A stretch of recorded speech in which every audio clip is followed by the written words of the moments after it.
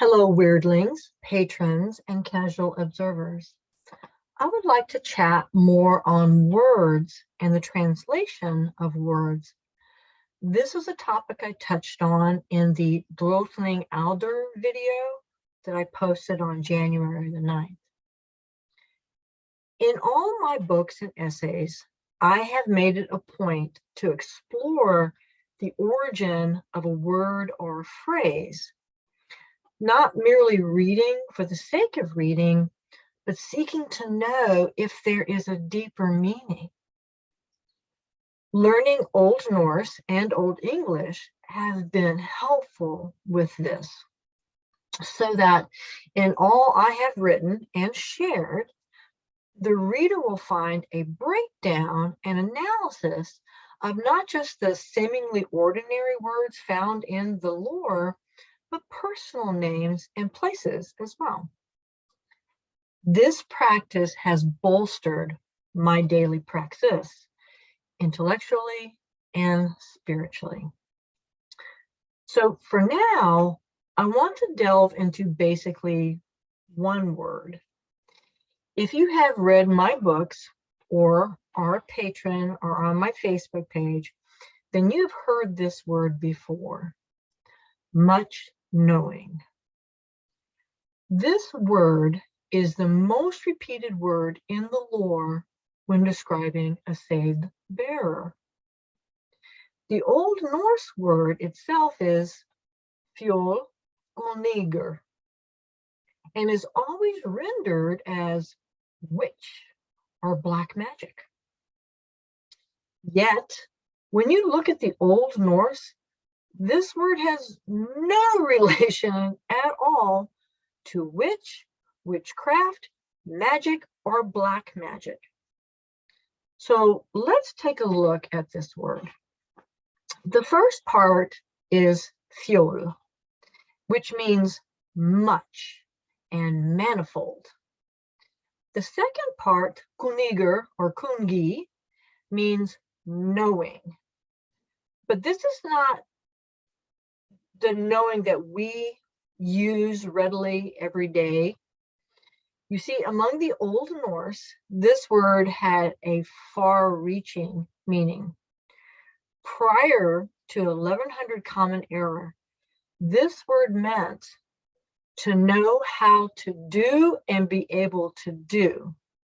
It also meant with knowledge of truth, and it also meant to know, understand, learning, skill, and knowledge.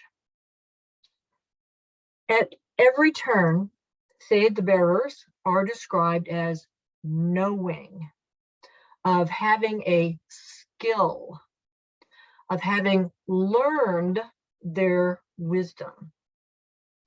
Yet at every turn, this word is translated as witch or black magic. The word witch is Old English, which was spoken in England and in parts of Scotland in the early Middle Ages. So it's not a known word within the Eddas. The translation of witch and black magic actually came much later, after the Christianization.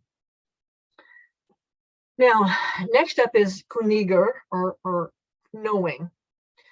The closest word we have to that in English, as far as meaning is involved, is cunning.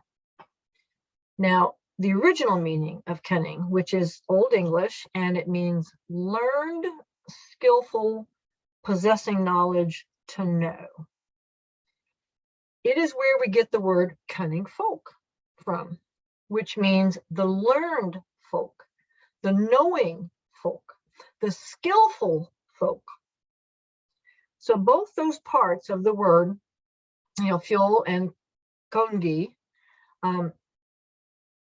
they involve a sense of learning, a much learning, a manifold learning, an actual education. And as with all education, there are teachers and there are learning centers. So the word so readily translated as witch and black magic not only doesn't sound anything like fjolkungi, but also is far removed from the definition of the same.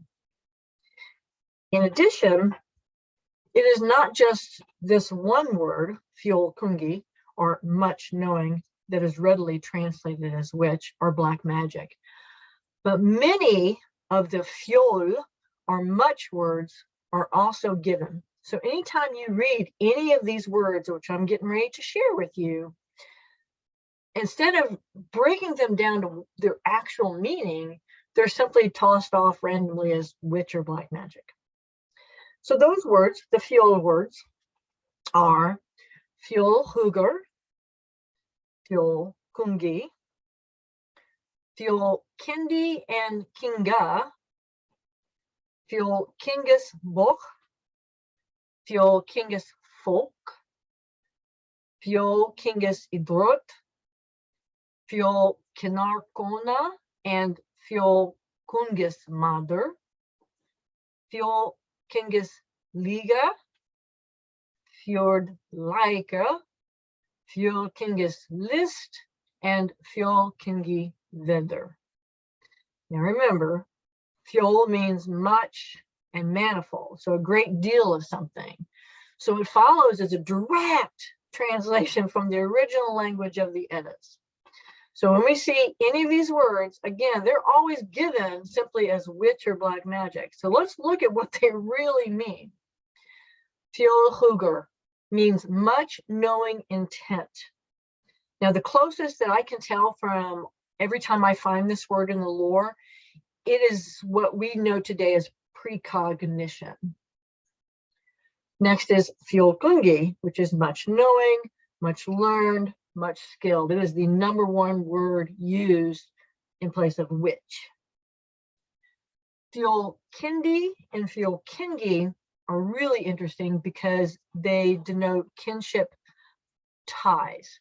So this means much foreknowledge, as in from birth, or much knowing from a previous life, which in the lore is called back birth. So this could possibly mean, if somebody is fjolkindi or fjolkingi, that they're remembering this information along the familiar line from a past life. So that could be much retrocognition, or born with foreknowledge, or knowledge of one's previous birth and life. And this is a theme that we do see in the lore, especially among Seidfolk, who are like the 7th daughter of a family or the 9th daughter of a family. But anyway, so back to the list. Next is fjolkingus boch. This is always given in the plural. It's much knowing books. It is not singular. It is always given as books. Again, this gets back to the whole idea that there were learning centers with people who were actually creating their own much knowing books as well. Then we have fjolkingus folk. Again, that is a plural. This is not a singular. This is folk. This is a whole bunch of people. These are a bunch of much knowing people. Next, we have fjolkingus idrot. Now, the word adroit or adroiter, I actually started, really trying to introduce this word back in the 80s because everybody kept calling them the Viking games. But the actual word for that was adroit or adroiter, and it means skill. And there are several examples of skill in the lore. There's lists of 9 known examples that an upright man should have, or there's 8, known examples of skills, 6 known examples of skills. So there are actual lists. And again, they follow both a line of physicality and intellect. So part of these fjolkingus adroit, which would mean much accomplished, or much skilled, or much foreknowledge of an accomplishment or skill, would imply the Seidfolk, again, having a great deal of wisdom. Wisdom is considered a skill set.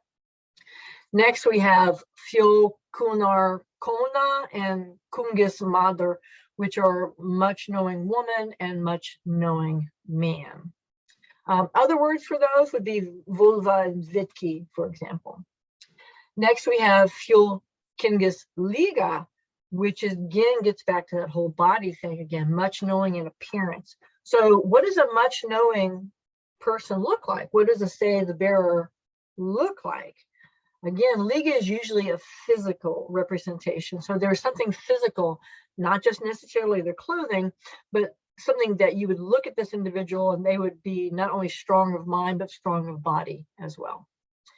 Next, we have Fjol Kingis List, which means much knowing skill.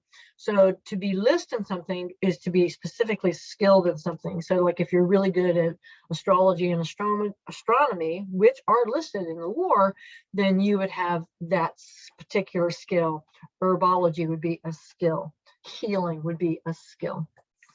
Finally, we have Fjol Kingi Vedr, which means much knowledge of the weather, even much foreknowledge, because there's that Kingi, that family line thing again.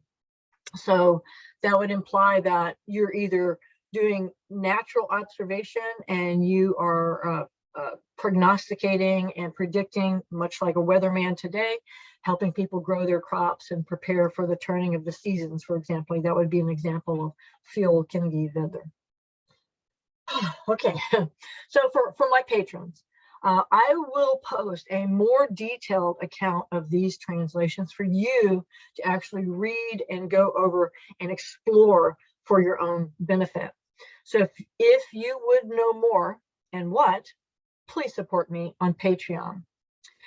Next, I want to consider how so many have come to Seidr thinking that it is either witchcraft or in somehow akin to witchcraft, or it's simply magic. In that the most common translations used those exact words, witch and magic, are given there. It is little wonder that so many people come to Seidr and say, well, this is simply witchcraft. It's not. Most circles today who talk about Seidr, they either will refer to themselves as, say, the person or practicing Seidr, or they will call themselves a Norse Wiccan or a Nordic witch, or they're practicing the magic of the Norse, or they're a Viking witch. Again, they really can't be faulted too much for this because the majority of the paper that they're reading has those incorrect translations. All the more reason, as I've been saying for decades, learn to read in the original language.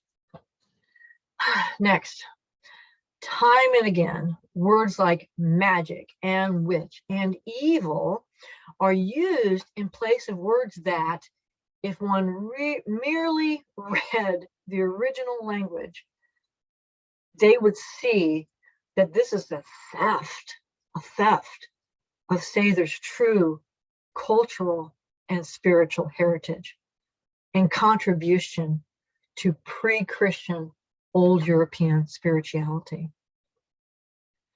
So in closing, and again, I will present an in-depth look at all these words to my patrons. So if you're genuinely sincere in knowing and much knowing Seidr, from study to practice, from research to daily living, then join us over there.